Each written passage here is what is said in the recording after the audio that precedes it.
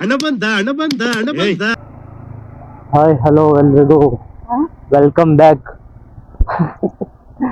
ನಮ್ಮ ಅಕ್ಕ ಬಂದವಳೆ, ನಾಯಿ ಮರಿ ಕೂರ್ಸ್ಕೊಂಡು ಹೊಂಟಿದೀವಿ ಸೀದಾ ಅಜ್ಜಿ ಮನೆಗೆ. ಇಲ್ಲಿಂದ ಕುಂಬ್ಳೆಬೇಲಿಂದ 5 ಕಿಲೋಮೀಟರ್ ಆಗುತ್ತೆ.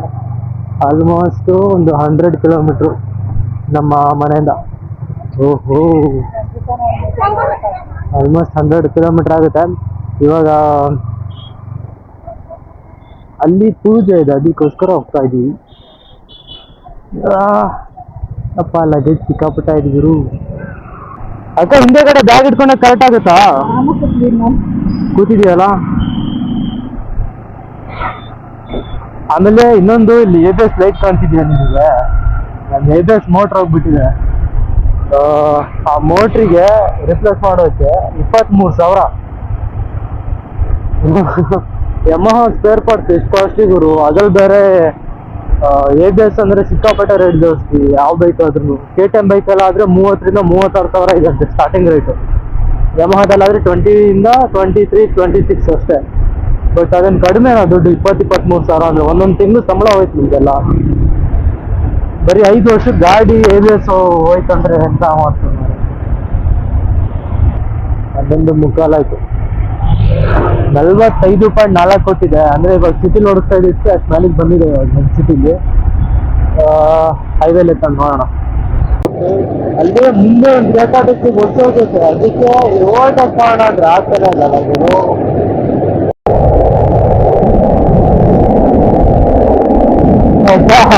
ಏನ್ ಬಂದ ಇರೋನು ಇವ್ರಿಗಲ್ಲ, ಇವ್ರಿಗೆ ಹಬ್ಬ ನೋಡ್ತಾ ಇದ್ದೀನಿ. ರೈಸ್ ಮಾಡ್ಕೊಂಡು ಬರ್ತಿದ್ದಾರೆ. ಇವನ್ನ ಸಿಗ್ಲಿಕ್ಕೆ ಅವಮ್ಮ ಮಿಟ್ಟಿಂಗ್ ನೋಡ್ದ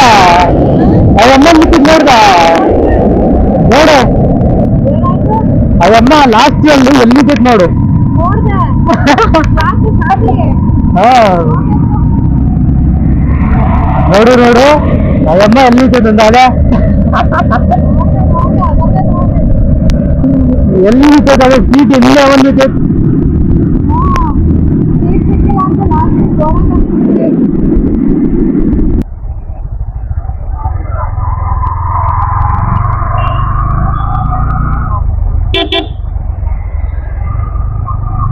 ಆನೆ ಇದ್ದಂಗಿದ್ದಾನೆ, ಹೆಂಗ್ ಹೋಗ್ತಾನೆ ನೋಡ್ರಿ ರೋಡಲ್ಲಿ.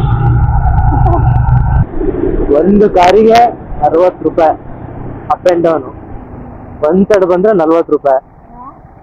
35 ಕಿಲೋಮೀಟರ್ಗೆ 2 ಟೋಲ್ಗೇಟ್ ಹಾಕಿಟ್ಟಿದ್ದಾರೆ. ಶಿಕಾರಿಪುರದ ಹತ್ರ ಒಂದು, ಸವಳಂಗದ ಹತ್ರ ಒಂದು. 35 ಕಿಲೋಮೀಟರ್ ಆಗುತ್ತೆ 2 ಟೋಲ್ಗೇಟ್. ಕಾರಿಗೆ ಸೇರಿ 135 ಆಗುತ್ತೆ ಅಪ್ ಆ್ಯಂಡ್ ಡೌನ್. ರಿಟರ್ನ್ 135. ಎಷ್ಟು ಕಡಿಮೆ ರೇಟ್ ಅಲ್ಲ. 135 ಆಗುತ್ತೆ ಅಪ್ ಆ್ಯಂಡ್ ಡೌನ್. 135 ಕಾರಿಗೆ. ಬರೀ 35 ಕಿಲೋಮೀಟರ್.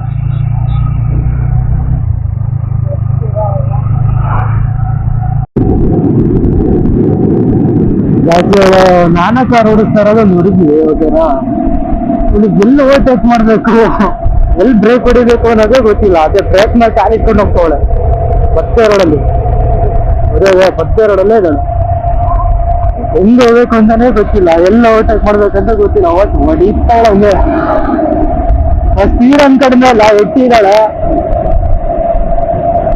ನೋಡ್ರಿ. ಇವಾಗ ಮತ್ತೆ ಬ್ರೇಕ್ ಹೊಡಿತಾಳೆ. ಸ್ಲೋ ಮಾಡ್ತಾನಲ್ಲ, ಹತ್ರ ಹೋಗ್ಬಿಟ್ಟು ಬ್ರೇಕ್ ಹೊಡಿಯೋದು. ಏನು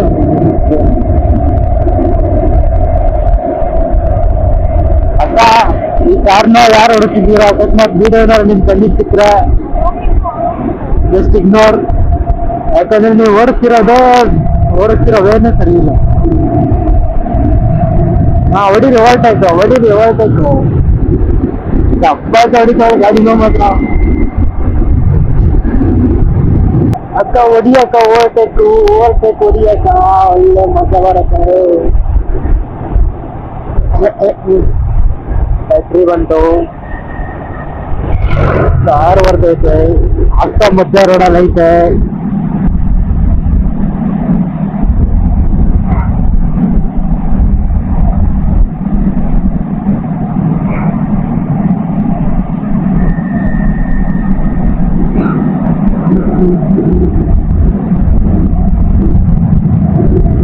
ಈ ಬಸ್ಸಿಂದನೋ ಕಾರಿಂದನೋ ಗೊತ್ತಿಲ್ಲ, ಸಣ್ಣ ಸಣ್ಣ ಮಣ್ಣುಗಳೆಲ್ಲ ಬಿದಿಯತ್ತೆ, ನೀರಿನ ಕಿರ್ರ ಅಂತಿದೆ ಮಾಡೋದು. ನಾನೇನು ಜಾಕೆಟ್ ಹಾಕೊಂಡಿಲ್ಲ, ಏನೂ ಇಲ್ಲ.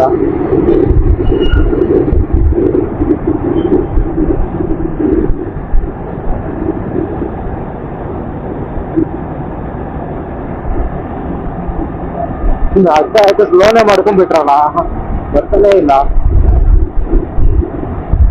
ಬರ್ಲಿ ನುಗ್ಲಿ ಬರೋಣ, ನುಗ್ಲಿ.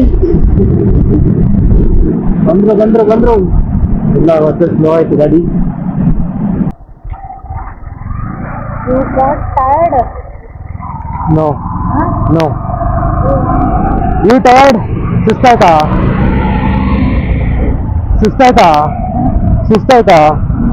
ಇಲ್ಲ,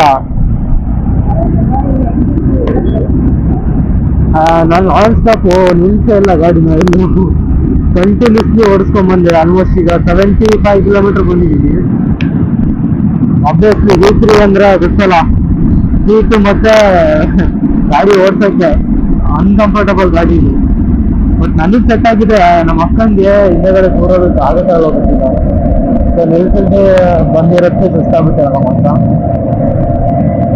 ಇನ್ನು ಆಲ್ಮೋಸ್ಟ್ ಇನ್ನೊಂದು 25 ಇರ್ಬೋದು ಆಲ್ಮೋಸ್ಟ್. ಜಾಸ್ತಿ ಒಂದು ಮಾತು ಹೇಳಿ, ಶಿವಮೊಗ್ಗದವ್ರು ಯಾರಾದ್ರೂ ಈ ವಿಡಿಯೋ ನೋಡ್ತಾ ಇದ್ರೆ, ಏನಂದ್ರೆ ಈ ಬ್ರಿಡ್ಜ್ ಮಾಡಿ ಆಲ್ಮೋಸ್ಟ್ ಒಂದು 2 ವರ್ಷ ಆಯ್ತೇನೋ, 2 3 ವರ್ಷ ಮ್ಯಾಕ್ಸಿಮಮ್, ಜಾಸ್ತಿ ಏನಾಗಿಲ್ಲ. 2 ವರ್ಷದೊಳಗೆ ಈ ರೋಡ್ನ ಸಲ ಮಾಡಿದ್ದಾರೆ. ನೋಡಿ, ಆಲ್ರೆಡಿ ಪ್ಯಾಚ್ ಮಾಡ್ಬಿಟ್ಟು ಅದು ಮತ್ತೆ ಹಾಳಾಗಿದೆ. ಇವಾಗ ಇದು ನೀವು ತೋರಿಸ್ತೀನಿ ನೋಡ್ರಿ, ಇಲ್ಲಿ ಹೆಂಗ್ ಜಂಪ್ ಆಗುತ್ತೆ ಅದೇ ಹಂಪ್ ಆದಂಗಾಗಿದೆ ಇದು ಬ್ರಿಡ್ಜ್ ಅಂತ ಎಂತ ಅಂತಾರೆ ಇದಕ್ಕೆ. ನಿಮಗೇನು ಅನ್ಸಲ್ಲ, ಡೈಲಿ ಓಡಾಡೋರಿ ಶಿವಮೊಗ್ಗದವ್ರಿಗೆ. ಹುಷಾರಾರ್ಸಿಗೂ ಮಾತ್ರ ಬರುತ್ತೆ ಫ್ಲೇವರು. ಡೈಲಿ ಓಡೋರಿಗೆ ಏನು ಇರಿಟೇಟ್ ಅಂತಲ್ವಾ ಇದು. ನಾನು ಸುಮಾರು ಕಡೆ ಎಲ್ಲ ಫ್ಲೇವರ್ ನೋಡಿದ್ದೀನಿ, ಎಷ್ಟು ಕ್ಲೀನಾಗಿ ಮಾಡ್ತಾರೆ. ಇಲ್ಲಿ ಒಂದು 2 ವರ್ಷಕ್ಕೆ ರೋಡೇ ಧ್ವಂಸಕ್ಕೆ ಹೋಗಿದೆ ಅಂದ್ರೆ ಏನ್ ಬಿಡು. ಚೆನ್ನಾಗಿದೆ, ಇಲ್ಲ ಅಂತ ಅಲ್ಲ, ಬಟ್ ಅದೇ ಈ ತರ ಹಿಂಗೆ ಆಗ್ತಿರತ್ತೆ ಅಂತ ಸಮುದ್ರದ ಅಲೆನ ಇದು.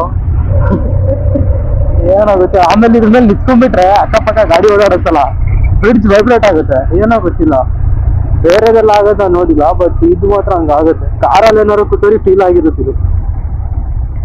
ಈ ಸಿಗ್ನಲ್ ಅಲ್ಲಿ ಹಿಂಗ್ ನಿಂತಿದ್ರೆ ಗಾಡಿ ವೈಬ್ರೇಟ್ ಆಗೋದು ಫೀಲ್ ಆಗಿರುತ್ತೆ ಕಾರ್ನವ್ರಿಗೆ.